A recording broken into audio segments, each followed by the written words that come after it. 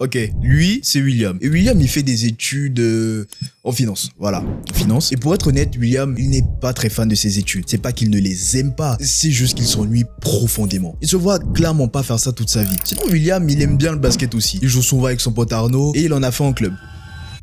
Pendant 2 mois. Parce que malheureusement, heureusement pour lui, à vous de voir, William après il a regardé l'Attaque des Titans. Et il s'est dit, pourquoi pas ne pas écrire un manga aussi? C'est pas forcément simple, mais ça doit pas être si compliqué non plus. Et tiens, apprendre le japonais par la même occasion, pourquoi pas. Il a appris l'anglais au collège, il a un niveau plutôt moyen, donc le japonais s'il se concentre, ça devra aller. Et en vrai, William, c'est une vraie discipline qui s'est construite et qu'il a tenue pendant 4 mois. Mais du coup, c'est quoi le problème de William cette fois-ci? Bah en fait, il y en a 2. Déjà, William, entre-temps, il s'est découvert une petite passion pour YouTube. Bah oui, il a vu Kaizen d'Inoxtag et il s'est dit, en vrai, ce serait grave stylé la vie de YouTuber. Faire des vidéos quand on veut, d'où on veut, faire un salaire de cadre avec une seule vidéo. Le challenge en vaut clairement plus que la chandelle. Donc son manga, le japonais, tout ça là-bas, ça peut bien attendre. L'autre raison, eh bien, c'est ce qui s'appelle l'effet de Dunning-Kruger. Le truc avec William, c'est qu'il a un biais cognitif assez connu auquel il est, comme qui dirait, totalement soumis. En fait, William sous-estime un peu trop tout ce qu'il voit. Je pense qu'avec quelques petits efforts par-ci par-là, il peut littéralement tout accomplir. Sauf que bah si c'était le cas, je sais pas moi, il y aurait des gens qui auraient 3 doctorats.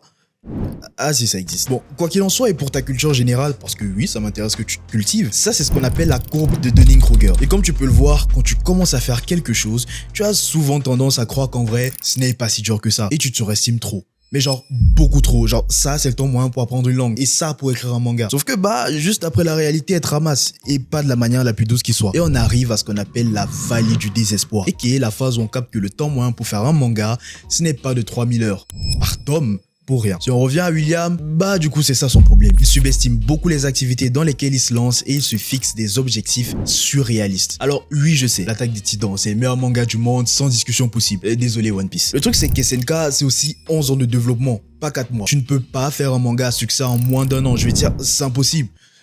Bon, ça c'est différent. De même, tu ne peux pas faire une chaîne YouTube à succès en moins de, je sais pas moi, minimum 5 mois.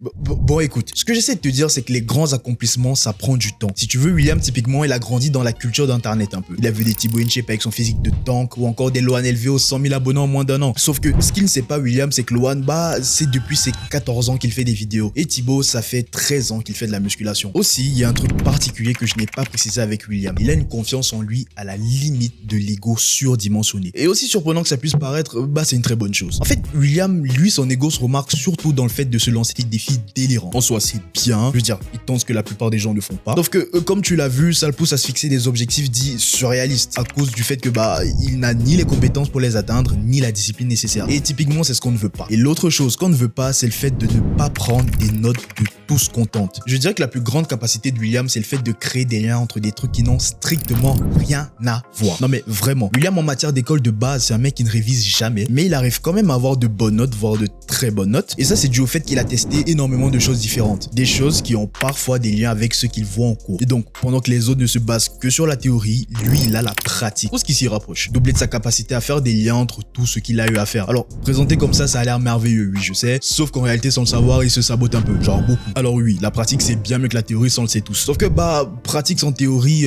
c'est aveugle. Et pratique comme théorie, bah, au fond, ça reste de l'apprentissage. Et regarde, ça, c'est ce qu'on appelle la courbe de l'oubli. Généralement, elle est utilisée sur des trucs un peu plus court terme, comme un cours, par exemple. Sauf que, ici, ça s'applique d'une certaine manière aussi à William. Parce que, bien qu'il essaie un truc pendant environ 2 à 6 mois, bah, après, très souvent, il a tendance à totalement délaisser le truc. Et donc, perdre une grande partie de ce qu'il a appris. Alors que, s'il avait juste pris le temps de prendre des notes, bah, déjà, ça l'aurait énormément aidé au travail de rétention, hein. Pas pour rien qu'on le forçait à tout noter sur papier à l'école. Il aurait eu une sorte de support qui lui permettrait d'entre guillemets réviser ce qu'il a appris et donc garder les bienfaits des nombreuses activités qu'il a parcourues. Et qui sait, ça lui aurait peut-être fait un support intéressant pour la fameuse chaîne YouTube qu'il voulait en lancer. En même temps que ses études, sa perte de poids, son business de micro, son projet de globe, son livre sur l'astronomie, des études en physique, la construction de sa maison, William veut tout faire en même temps. Et écoute, en vrai, ce n'est pas si impossible que ça. Si tu as la discipline d'un militaire, une résistance accrue au burn-out. Mais attends, plus sérieusement, ce ne serait pas si délirant de le réaliser en vrai. Je veux dire, t'as des gens qui à l'époque arrivaient à te faire 3 licences en même temps. Bah en fait, c'est ça le problème. C'était avant. Et tu sais c'est quoi la différence entre avant et maintenant? Bah c'est cette vidéo ainsi que toutes celles que tu vas regarder après. On est constamment bombardé d'informations. Un mec comme William, avant, c'est un mec qui certes va s'intéresser à beaucoup de choses, mais qui en soi sera limité en termes de nombre de choses auxquelles il peut s'intéresser. Là où William, il suffit qu'il allume son téléphone pour se découvrir une nouvelle passion. Et en vrai, je dis pas forcément que c'est une mauvaise chose. Tu peux bien avoir 100 passions si tu veux, mais là il faut être malin, c'est au niveau de comment et plus précisément quand les réaliser. Et jusqu'à présent, le meilleur moyen de le faire reste encore le découpement saisonnier. Dans le cas de William, rappelez-vous, il va en cours et donc il peut difficilement allouer des mois entiers à sa passion par exemple. Sauf que ce qu'il peut faire, c'est réserver disons 2 heures par jour à une seule passion tous les jours quand il rentre des cours et disons 4 heures le week-end pendant 6 mois. Ça, ce serait littéralement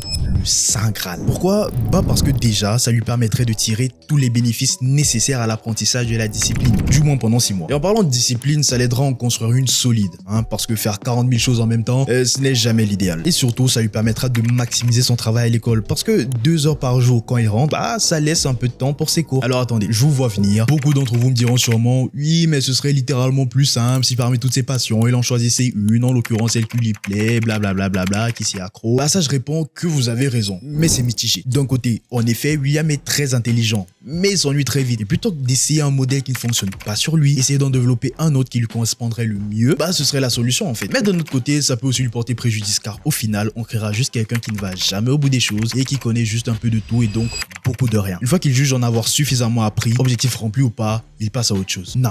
La meilleure solution pour William, je vais vous le dire, c'est de lui créer un point d'ancrage. Une activité qu'il aime vraiment, très profondément et qui va l'accompagner tout au long de sa vie. Pas forcément de manière continue, mais au moins qu'il ne laissera jamais. Parce qu'en fait, ce qu'il manque à William, c'est une base, un fondement, quelque chose qui lui rappelle qui il est et ce sera exactement ça le rôle du point d'ancrage. Du coup, si j'étais en face de William ou en face de toi peut-être, la question que je te poserais c'est, parmi tout ce que tu as déjà essayé, qu'est-ce qui t'a toujours fait revenir même après l'avoir abandonné? Ou mieux encore, quelle est l'activité que tu reprends sans avoir ne serait-ce que l'ombre d'une motivation? Une fois que tu auras la réponse à cette question, tu l'auras ton point d'ancrage. William n'a pas un problème de motivation, il a un problème de structure. Il sous-estime beaucoup ce qu'il affronte, il se fixe des objectifs déconnectés de la réalité et il n'archive pas du tout ce qu'il apprend. Il dilue son énergie sur trop de fronts et il n'a pas encore trouvé ce qui l'ancre. Mais tout ça, c'est corrigeable. Ce sont des angles morts et comme tous les angles morts, ils disparaissent dès qu'on les nomme. Si tu te reconnais en William, parce que moi oui, William c'est littéralement moi, commence par là. Trouve ton encre et je te garantis que le reste suivra. C'était Kin, que l'infini soit avec toi. A plus.